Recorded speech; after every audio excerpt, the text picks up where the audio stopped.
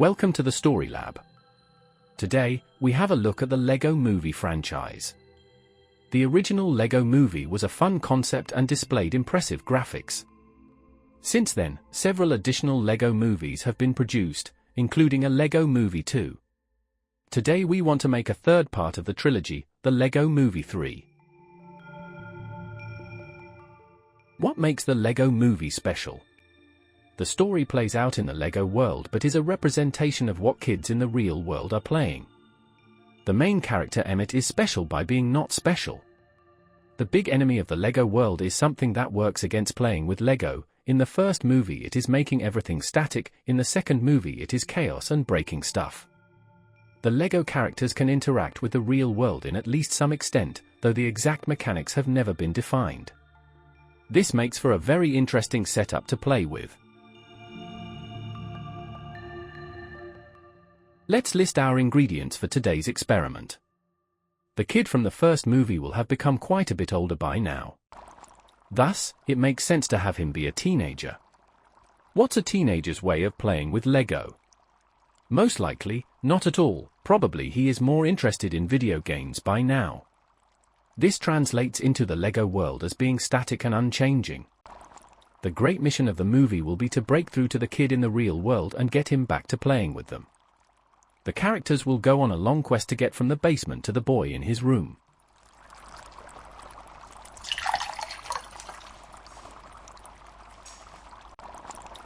The lab is now analyzing the mixture, and here we go. The results are ready. Let's have a look.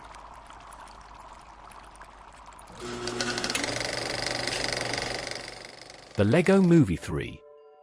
We get reintroduced to the Lego world through the eyes of Emmet and Lucy. We can see that they live in a beautiful city with lots of different buildings and vehicles and everything that creativity can think of. Other characters from the first two movies are also present and seem to have the time of their lives. However, in the background we can already notice that something is off. Some of the people there are only repeating the same movement over and over again, while others do not move at all. Emmet and Lucy work all day on a fun new project built in the middle of the city, but at the evening they decide to take a break for once and make trip to the countryside. Now our two characters head out of the city and discover the weird phenomena that we have already observed before. The farther away from the town center they get, the more static and uniform are the buildings, streets, and even the people they encounter.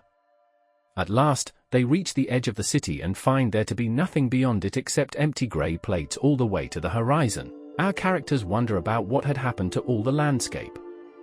Now, there is absolutely nothing there. It is just an empty world. This discovery kickstarts the adventure of our characters. They decide to travel to Lego Gotham to find out if something similar happened there, and to their surprise find that Gotham too is completely stagnant. In fact, they have to break into Wayne Manor to even find Batman, who has become depressed because nothing happens in the city anymore. In fact, no one even seems to be moving. Greatly concerned, the heroes decide to seek out the ghost of Vitruvius and ask him what was going on. Their journey leads them to the Star Wars realm, where Ghost Vitruvius is masquerading as a Force ghost. When Emmet and Lucy ask him about the weird phenomena, Vitruvius explains that this was due to the great makers forgetting to play with them, and that the nothingness would spread all around until the world was no more. As if to emphasize his words, the realm is suddenly overrun by a wave of nothingness that consumes everything. Only by reacting quickly can our heroes escape. Most of the slow-moving characters of the realm though are absorbed into the nothing, and fall to the ground in an unorganized jumble of parts that are cleaned up by massive absorbers. With this very clear and present threat on the horizon, and Emmet terrified by the thought of being forgotten again, the heroes call together a council of master builders at Rivendell in the Lord of the Rings realm. A surprising number of characters appear to listen to Emmet, who does not have a solution for the problem though, just saying that they'd need to do something.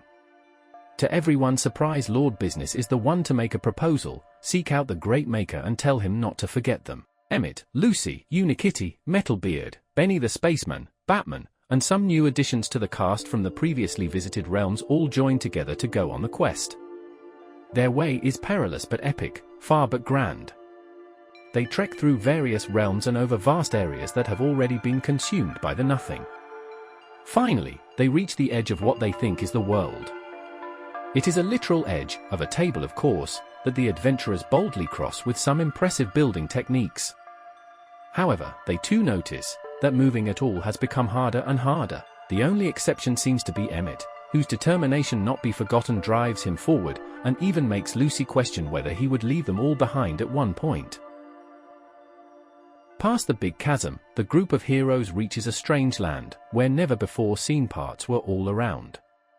But it was less their form that surprised the adventurers. Instead, it was the fact that these parts all moved. They spun, clicked and clacked, snapped and slid, engines were running, gears were turning. It was something that we had not seen all movie long. They had arrived in the land of the Lego Technics. The heroes were overwhelmed by the strange Lego pieces, and could not understand them. A big fight breaks out when Metalbeard and Batman start to get aggressive towards the Technics. In the chaos of the ensuing battle, Emmet discovers the way onwards and leaves half of the team behind when he presses on. Thus, they reach the Well of Stairwell, a huge impossible-to-pass mountain. Using their ever-decreasing abilities as master builders, the heroes fight upwards, climbing one huge step after the other. But there is nothing to build upon, no more parts, and moving had become almost impossible. Finally, Emmet reached the next step, but everyone else could not make it. Lucy shouts to Emmet from below, speaking to his good heart and reminding him that he could not forget about everyone else while trying to make sure that he himself was not forgotten. The speech is getting to Emmet, but he believes that they must push on or they would all be doomed. At that moment, strange vehicles appear that make their way up the well of stairs. It is the Technics. While the others had pushed on, Batman, Metalbeard etc. had found a way to amend their differences with the Technics and made an alliance with them. Being able to move and being uniquely suited to engineer complex modes of transport up and down, the Technics helped the whole team get up the stairs. Emmet and the others were now riding in the Technics vehicle and continued along their way into the teenage boy's chamber. There they were ambushed, but not by the nothing as before, but by a series of flashing screens and horrible sounds. It is the video game that the teenager is playing. Fighting through it, the Lego heroes reach the desk and the keyboard on it. When the kid is called away from keyboard by his mom, the Lego pieces see their chance. Using Lego Technics arms, they type on the keyboard a simple message to be displayed on the front screen: "Do not forget us." All these adventures, though taking place in the actual house, we still saw in the Lego world perspective. Now we turn into the real-life part of the movie. The kid returns and brushes the Lego aside without thought. They fall to the ground and are smashed into pieces. Only then does the boy see the message. For a moment he is confused, thinking it could be from his online friends, but he notices that he is offline and looks down at the Lego. He ponders the possibilities. He waits, but none of the pieces on the ground move. He gets up and examines some of them. Still nothing happens. Then he puts them down again. And we switch back to the Lego world, where the broken pieces of Technics and the disillusioned team of heroes lament their hopeless situation. It is a sad moment, as they start to think that they might truly be forgotten and would lie there forever without any hope. But then, from far away, they hear sounds. And not just any sounds, the click-clack of Lego pieces moving on the ground, the crunching of Lego wheels turning, the whistle of a Lego train. They appear all at the same time: mountaineers that have climbed up the stairs, old-world train drivers and automobiles, modern racing drivers with their machinery, planes, spaceships and many more. All of them had decided to follow after the hero team and we're now here to rescue them. In the real world, we see the kid playing with all the arrivals and having them help put the broken pieces back together. We see the dad of the family walking by the door, smiling as he sees the boy playing with Emmet and the others again. It is left to the viewer's interpretation whether it had been truly Emmet and his kin moving all the way up the stairs, or whether the dad might have put the pieces there and left the message from his boy to see. Whatever it may be, we return to the Lego world to see the big celebration as everyone returns to the Lego town and the first new structures are being built in the void around them. Emmet and Lucy share some more profound words before they all start partying. And that is the end of the story. Let's summarize. The Lego world is being overtaken by the void and starts to become completely empty. A council of master builders is convened to discuss what to do, and on the suggestion of Lord Business, Emmet decides to take a team to the great maker himself and tell him not to forget them. The journey is perilous and Emmet has to learn that not everyone could follow him. Luckily, they find aid with the Lego Technics, which can all still move. Together they make it to the kid's room and leave a message on his computer. The kid at first brushes them aside without thought, but then thinks for a moment and after a while plays out a huge rescue operation that has the whole Lego world come to recover the heroes. Please note that everything presented here is simply the results of an experiment.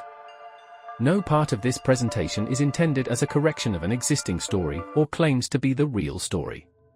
The selection or omission of any parts of the source material is not to be understood as commentary, positive or negative, on the original productions.